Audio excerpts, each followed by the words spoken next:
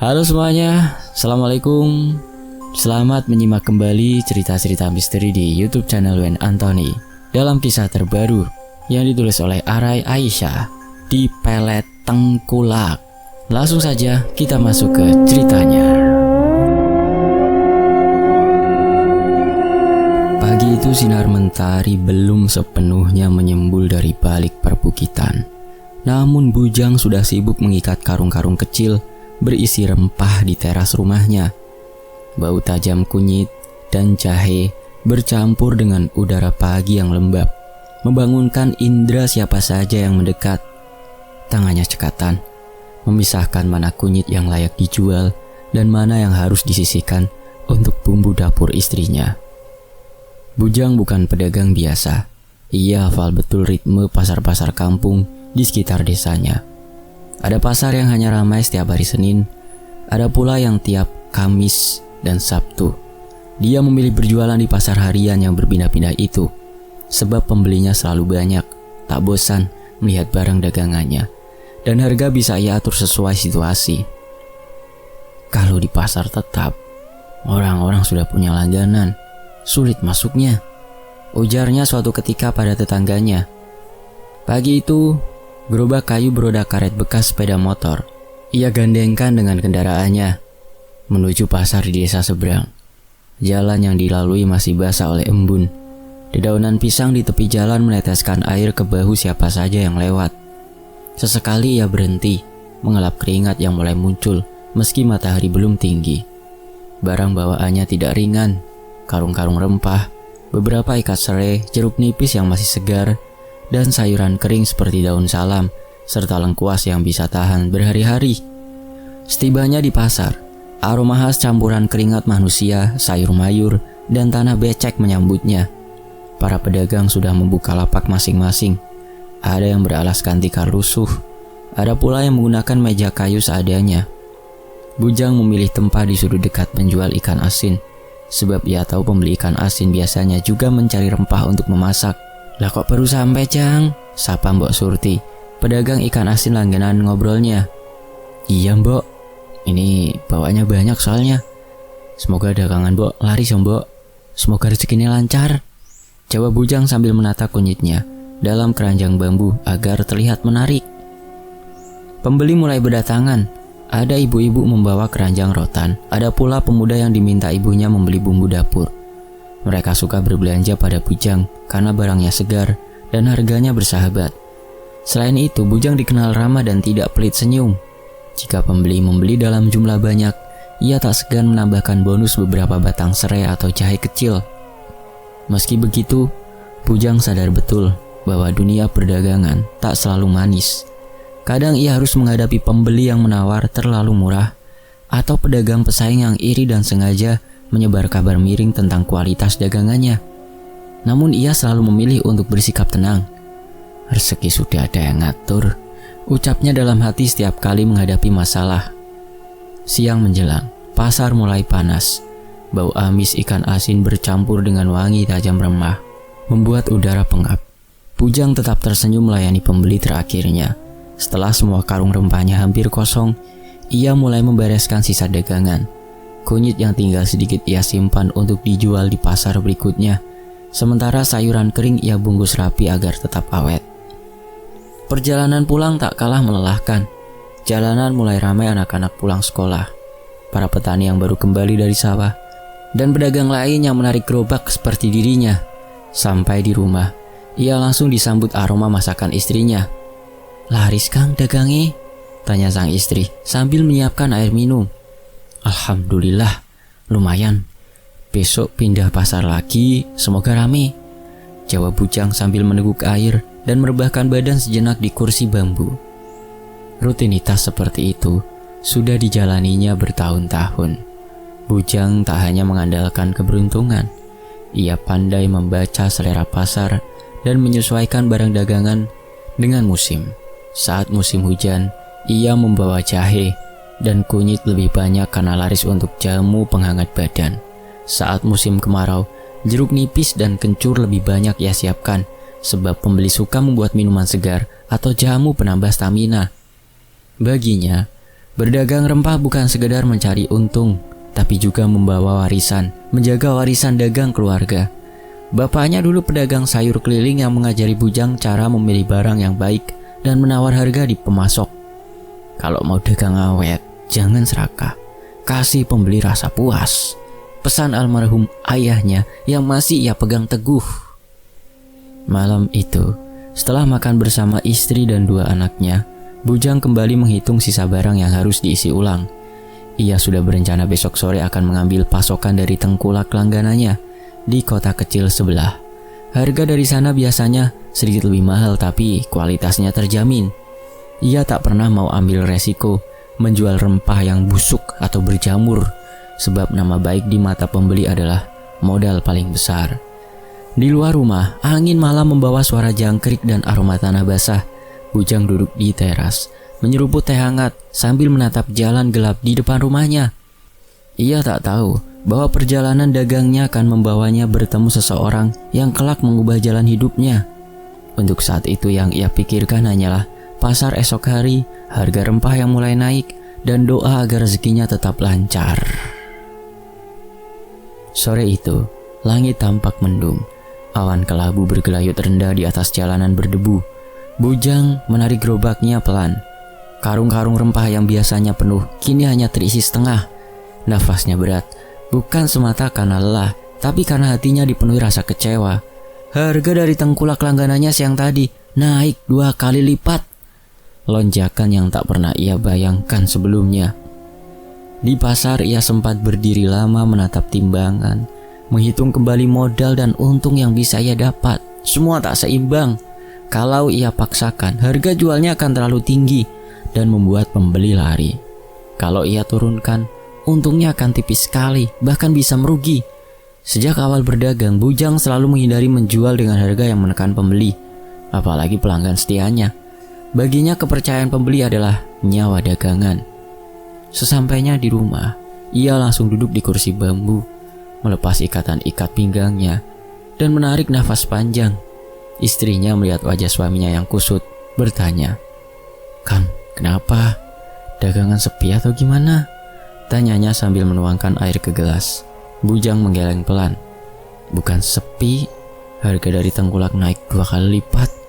Kalau diteruskan, habis kita." Siti ikut terdiam. Ia tahu betapa sulit mencari pemasok yang bisa dipercaya. "Kalau begitu mending istirahat dulu beberapa hari, nanti coba cari yang lain," usulnya. Bujang mengangguk. "Iya, itu niatku. Sambil lihat-lihat pasar lain, siapa tahu ada kenalan." Hari-hari berikutnya, Bujang tidak berangkat berdagang. Pagi ia membantu Siti di kebun kecil belakang rumah. Siang ia duduk di teras sambil menganyam tambah pesanan tetangga untuk sedikit menambah penghasilan. Meski begitu, dalam pikirannya tetap berputar soal dagangan. Ia membayangkan keranjang rempahnya yang kosong, pasar yang ramai tanpa dirinya, dan pelanggan yang mungkin mencari kelapak lain. Di hari ketiga libur, seorang teman lamanya, Paidi, datang berkunjung. Paidi adalah pedagang sayur yang sering satu jalur dengan Bujang saat mengirim barang. Mereka berbincang sambil menyeruput kopi. "Buang waktu kalau terlalu lama istirahat," kata Paidi sambil menepuk lututnya. "Aku ada kenalan tengkulak baru. Orangnya perempuan, namanya Nur. Harga barangnya miring, kualitasnya juga bagus." Bujang mengangkat alis. "Perempuan? Jarang ada tengkulak perempuan." "Iya, itu juga yang bikin aku penasaran. Tapi orangnya supel kok, gampang diajak kerjasama. Kalau mau besok aku kenalin, siapa tahu cocok," jawab Paidi. Bujang sempat ragu. Ia tak ingin terburu-buru mengambil keputusan, tapi keadaan memaksanya. "Ya sudah, besok kita berangkat. Paling tidak aku lihat dulu," ujarnya. Keesokan harinya pagi masih berkabut saat mereka berangkat menuju kampung sebelah di kecamatan lain, tempat Nur tinggal, sekaligus menyimpan barang dagangannya. Jalanan menuju rumah Nur dikelilingi pohon pisang dan rumpun bambu. Suara ayam berkokok bersaut-sautan, bercampur aroma tanah basah setelah semalam hujan. Rumah Nur berdiri di ujung gang, terbuat dari papan kayu namun terlihat rapi. Di bagian depan ada karung-karung yang tertata rapi, karung rempah. tumpukan jahe, kunyit, dan kencur yang ditata bersih. Nur muncul dari dalam rumah, membawa senyum ramah. Ia mengenakan kebaya sederhana berwarna hijau dan kain batik. "Ini bujang yang aku ceritain kemarin," kata Paidi memperkenalkan. Nur menatap bujang dengan mata tajam namun penuh kehangatan. "Akhirnya kita bertemu juga. Silakan masuk, Mas Bujang." Suaranya lembut, tapi ada nada percaya diri yang sulit diabaikan. Bujang menyalami tangan Nur dengan sopan.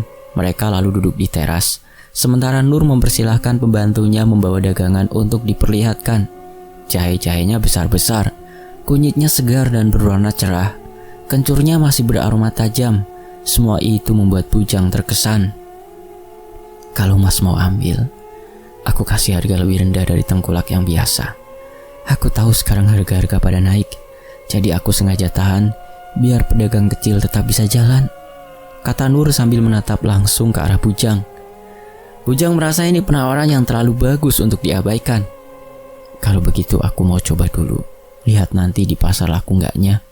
"Pasti laku, Mas," balas Nur cepat. Senyumnya semakin lebar.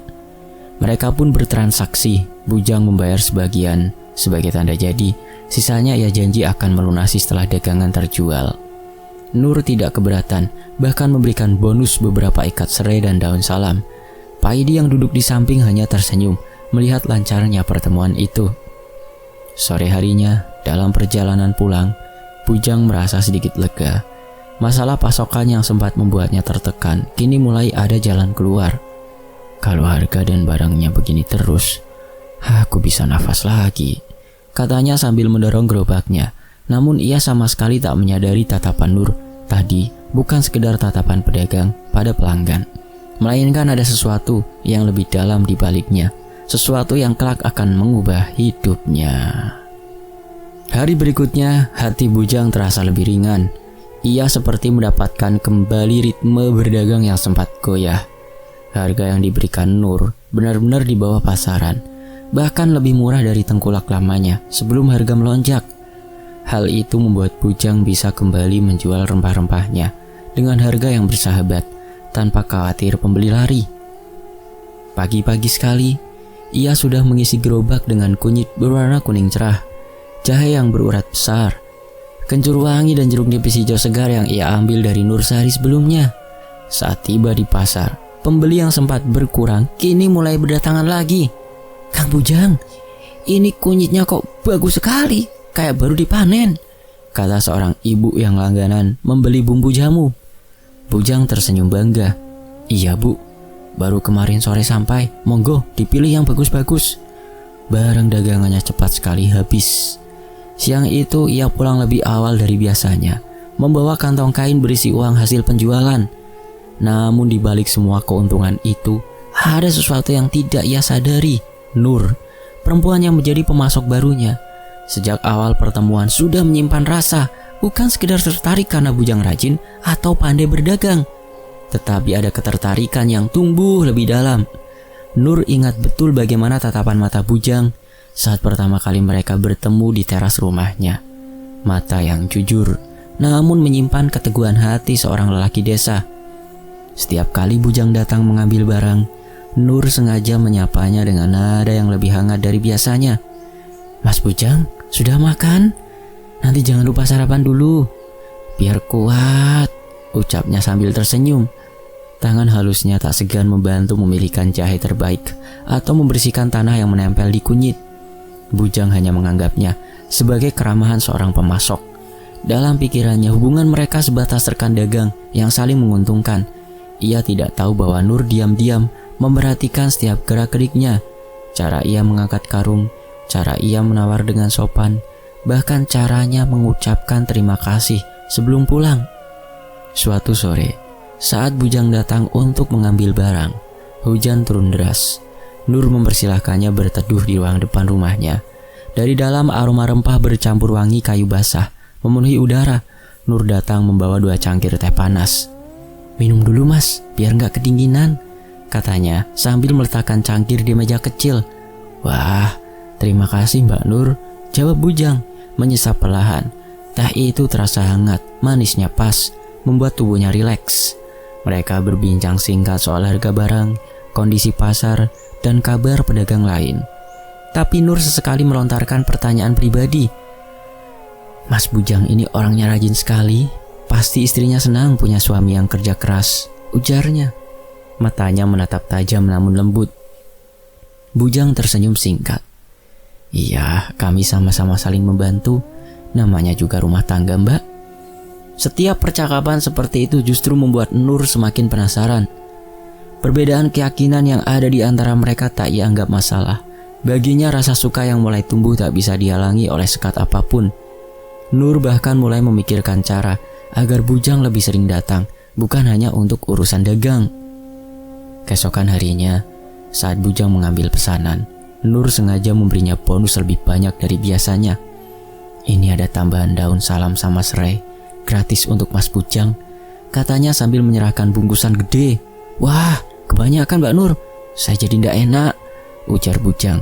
Tapi Nur hanya tersenyum dan berkata, "Ah, nggak apa-apa, biar rezekinya sama-sama makin lancar."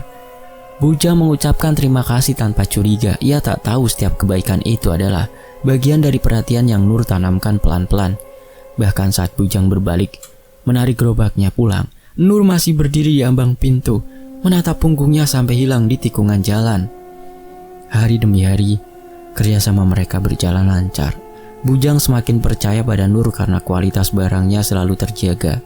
Harga tetap murah dan pembayaran pun fleksibel. Nur pun semakin mantap dengan perasaannya. Di matanya Bujang adalah lelaki yang tulus, pekerja keras, dan pantas mendapatkan lebih dari sekedar hubungan dagang. Hanya saja, Bujang tidak pernah menyadari bahwa senyum Nur yang manis, sapaan lembutnya dan kebaikannya yang berlebih adalah tanda dari rasa yang tak lagi biasa. Bagi Nur, setiap kali Bujang datang adalah kesempatan untuk mendekatkan hati. Bagi Bujang, setiap pertemuan hanyalah urusan jual beli. Perbedaan pandangan itulah yang kelak akan membawa cerita ini ke jalan yang tak pernah ia bayangkan. Sore itu, aroma wangi kunyit dan jahe memenuhi ruangan penyimpanan rempah milik Nur. Langit dari luar meredup. Sinar matahari yang tersisa hanya masuk melalui celah-celah papan dinding. Di ruangan itu hanya ada dua orang, Bujang dan Nur. Karung-karung besar rempah menumpuk di sudut. Beberapa sudah terbuka menunggu tangan Bujang untuk memilih yang terbaik. Bujang menunduk, memeriksa kunyit satu persatu, memisahkan yang cacat ke keranjang berbeda. Tangannya sibuk, tapi pikirannya fokus pada pekerjaan. Nur berdiri di seberangnya, memperhatikannya dalam diam. Tatapan matanya tajam namun hangat, seolah sedang menimbang kata-kata yang sudah lama ia simpan. "Mas Bujang," suara Nur terdengar lembut, namun cukup membuat Bujang menghentikan gerakannya. Ia mengangkat wajah, menatap perempuan itu yang kini mendekat satu langkah. "Ada apa, Mbak Nur?" tanya Bujang, mencoba tetap tenang. Nur menarik nafas panjang, lalu menatap ke tepat matanya. "Aku suka sama Mas Bujang," ucapannya tegas dan tanpa berputar-putar. "Sejak pertama kali ketemu, aku gak bisa berhenti mikirin emas." Bujang terdiam, jantungnya berdegup lebih cepat, bukan karena tersanjung, tapi karena kaget. Kalimat itu seperti tidak seharusnya ia dengar di tempat ini. "Mbak Nur, saya sudah menikah.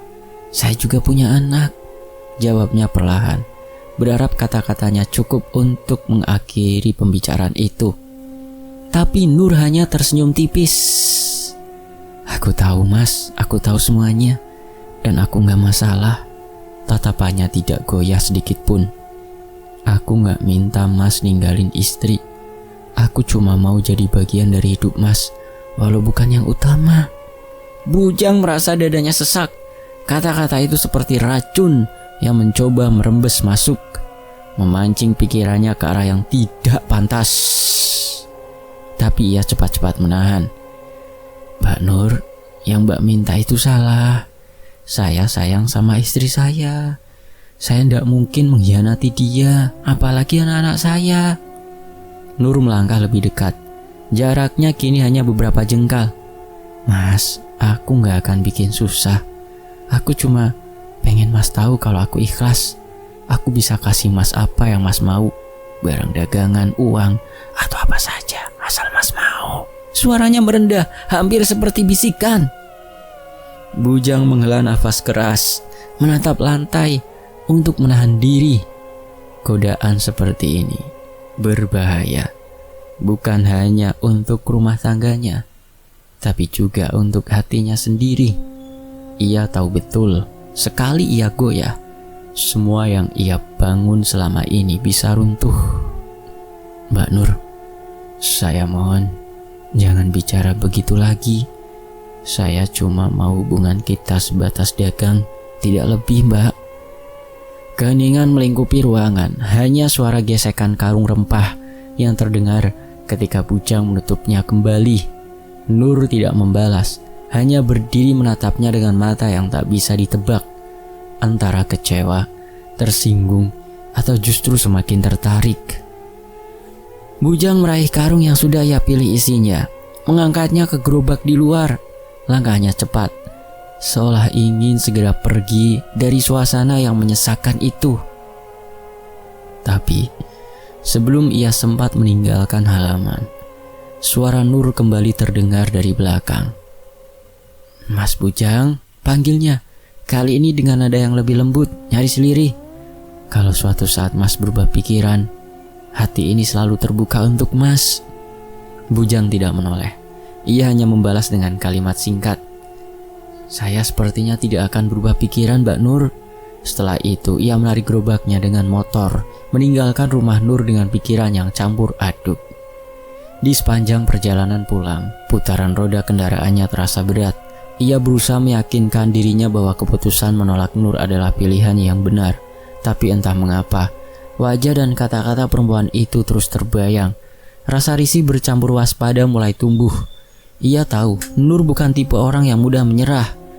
Sesampainya di rumah, ia mencoba bersikap biasa di hadapan Siti dan anak-anaknya.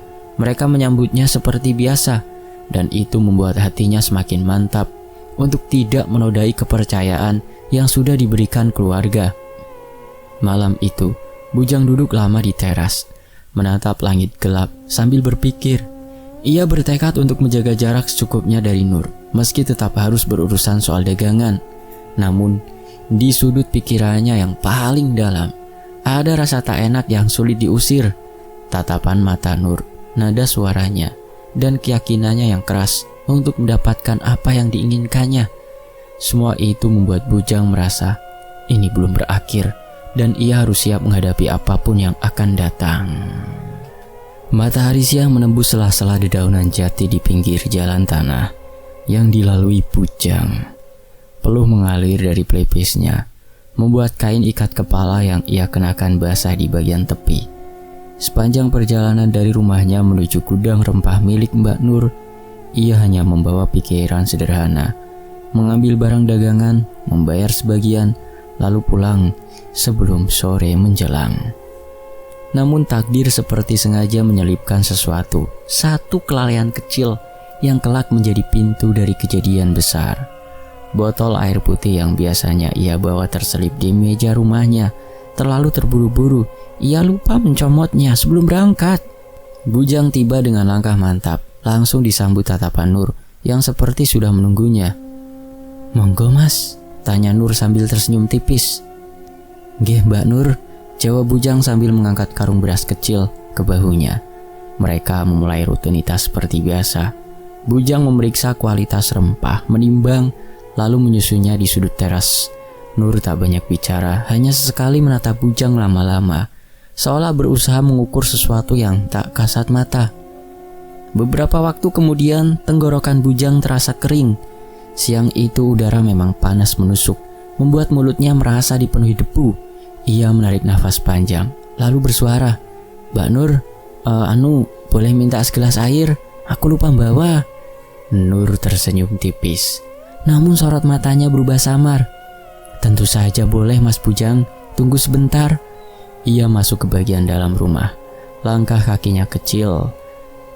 Sudah ada kendi berisi air yang tak hanya sekedar air. Nur mengeluarkan botol kecil dari lemari kayu. Botol kaca bening yang di dalamnya terdapat cairan. Cairan itu berbau getir seperti daun kering yang direndam campi-campi. Ia meneteskan 3 tetes ke dalam gelas lalu menuangkannya dengan air kendi. Sebelum kembali ke teras, bibirnya bergerak pelan, melafalkan sesuatu yang bukan doa seperti lazimnya, melainkan mantra warisan neneknya yang berakar dari kepercayaan lamanya. Mantra yang konon, jika sampai diminum oleh orang yang dituju, akan membuat hati orang itu luluh. Matanya tak lagi memandang orang lain, bahkan pikirannya akan selalu terikat. Nur keluar membawa gelas. "Monggo Mas Bujang." Suaranya agak tertahan, seolah ia berusaha mendengar biasa saja. Bujang menerimanya tanpa ragu, mengucapkan terima kasih sambil menghela nafas lega, tanpa membaca doa seperti kebiasaannya. Karena ia sedang terburu-buru menyelesaikan pekerjaan, air itu langsung diteguk habis dalam 3 kali telan. Seger sekali," katanya sambil menyeka bibir. "Matur nuwun Mbak Nur." Nur tersenyum, namun senyumnya kali ini terasa berbeda, lebih dalam, penuh makna yang Bujang tak mengerti.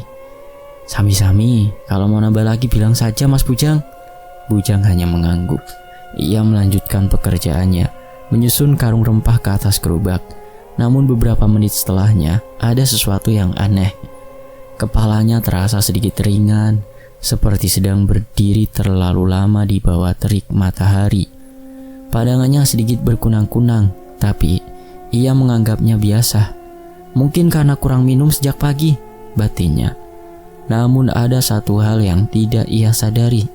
Setiap kali ia menoleh ke arah Nur, dadanya terasa hangat. Bukan sekedar hangat karena udara, tetapi hangat yang aneh, membuatnya ingin menatap lebih lama.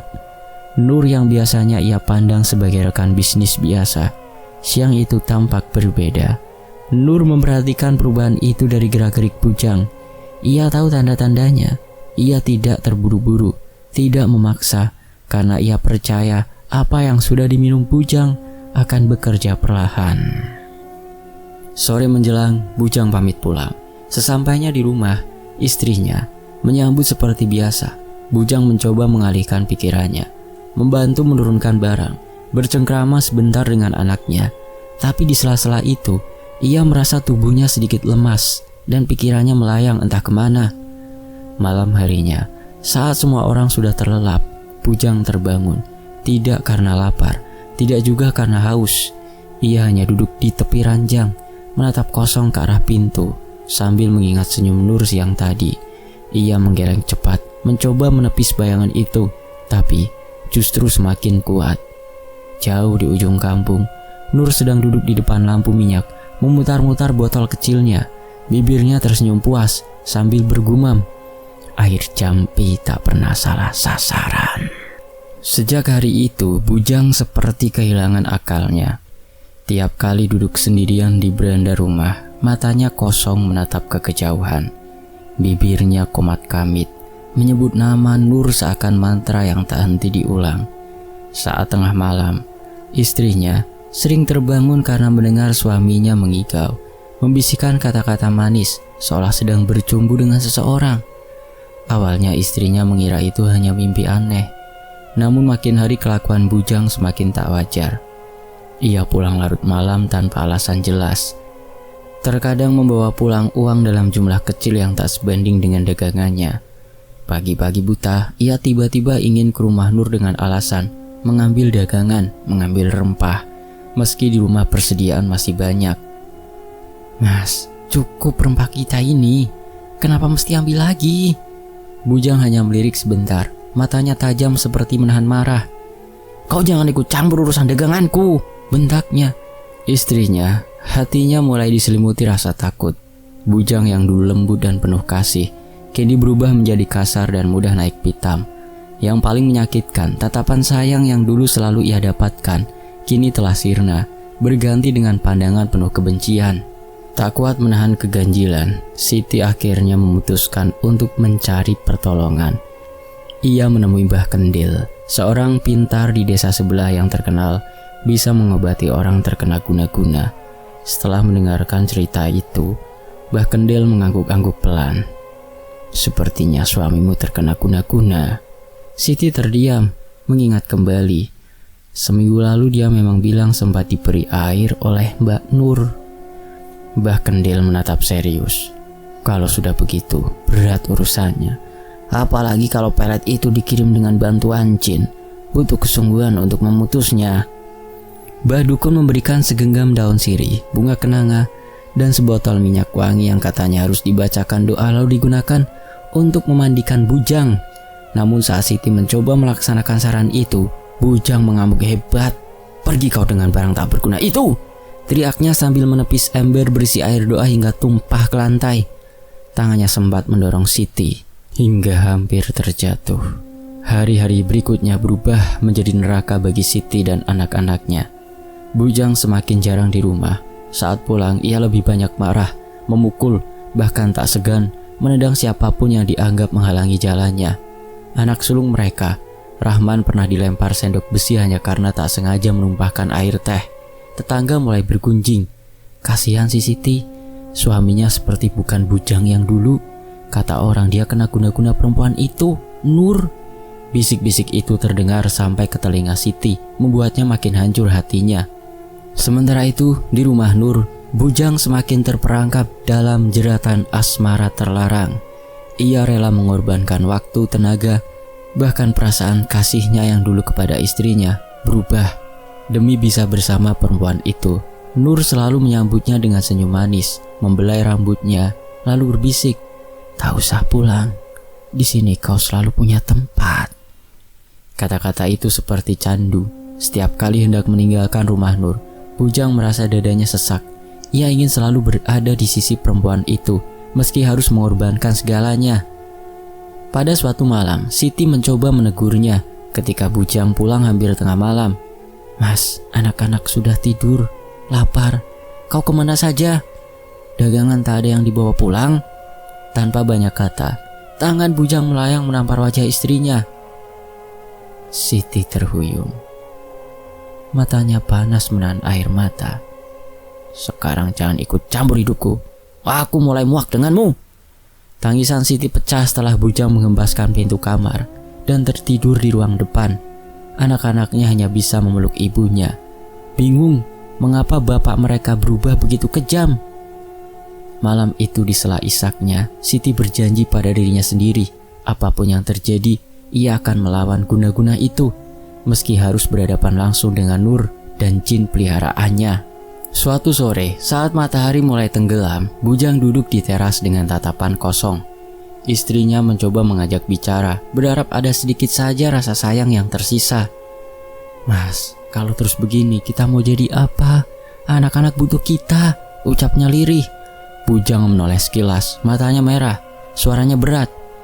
"Yang ku butuh sekarang cuma Mbak Nur, bukan yang lain." Tanpa banyak kata lagi, bujang bangkit. Dia masuk ke dalam rumah, mengambil tas lusuhnya, memasukkan beberapa baju seadanya. Istrinya terkejut, berdiri di ambang pintu sambil menahan tangis. "Mas, mau kemana? Jangan tinggalkan kami, Mas," teriaknya. Tapi bujang tak peduli. Langkah kakinya mantap, meski di dalam hati ada bagian yang berteriak menolak. Anak-anaknya mengejar. Anak pertama bahkan memeluk kaki bapaknya, menangis sesenggukan. "Jangan pergi, Pak. Jangan tinggalkan kami." Bujang mengangkat anak itu, menatapnya lama. Ada air mata di ujung matanya, tapi segera ia tepis. Dia meletakkan anak itu kembali di tanah dan berjalan meninggalkan rumah. Malam itu, bujang benar-benar pergi, memilih Nur dan meninggalkan keluarganya. Beberapa hari kemudian kabar menyebar bahwa bujang tinggal di rumah Nur. Warga mulai membicarakan, bahkan sebagian menganggapnya gila karena rela meninggalkan anak dan istri demi perempuan itu. Selesai. Demikianlah sebuah kisah. Semoga terhibur. Mohon maaf kalau ada salah kata. Wayne Antoni YouTube channel pamit. Sampai jumpa di kisah berikutnya. Terima kasih semuanya. Terima kasih untuk penulisnya, Arai Aisyah.